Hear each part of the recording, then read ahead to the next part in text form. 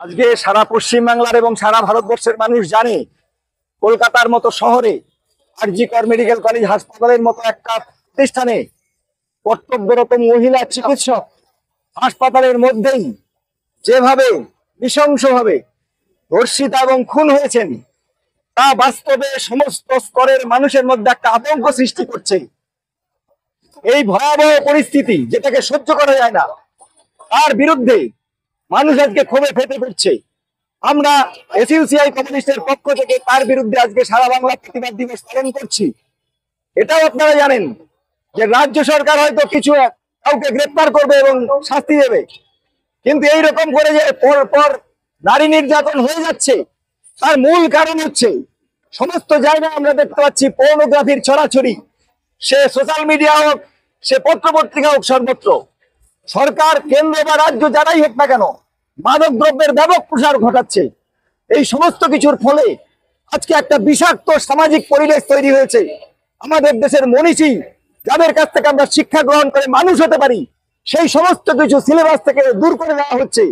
আর আমাদের দেশের যারা লাম্পট্য করে বেড়াচ্ছে তারা আজকে নেতা মন্ত্রী হচ্ছেন এবং তাদের এই কাছ থেকে মানুষ কিছু শিখবে না। এর ফলে সামগ্রিকভাবে এর ফলেই হচ্ছে আজকে এই সেক্স ক্রাইম এই পরিমাণে বেড়েছে। ফলে এটা বিচ্ছিন্ন ঘটনা নয়।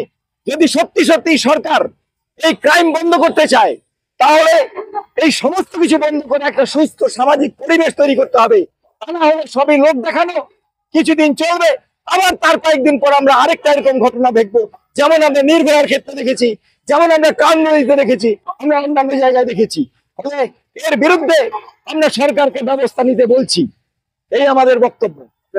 আমার নাম মৃদুল দাস, আমি এসইউসিআই কমিউনিস্ট নদিয়া দক্ষিণ জেলা শাখার সম্পাদক।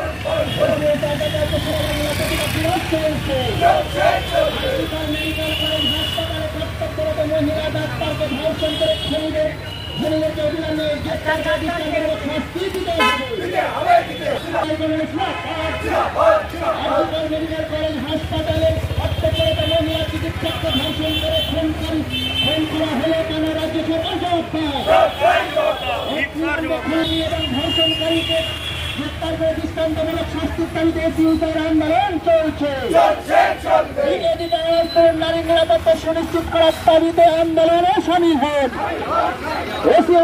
আজকে সারা বাংলা প্রতিবাদ দিবস চলছে।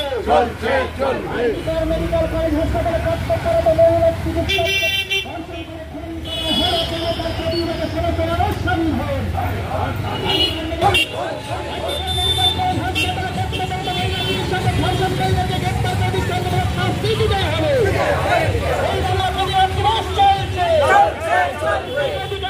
নারী নিরাপত্তা সুনিশ্চিত করতে হবে। নিরাপত্তা সুনিশ্চিত করতে হবে।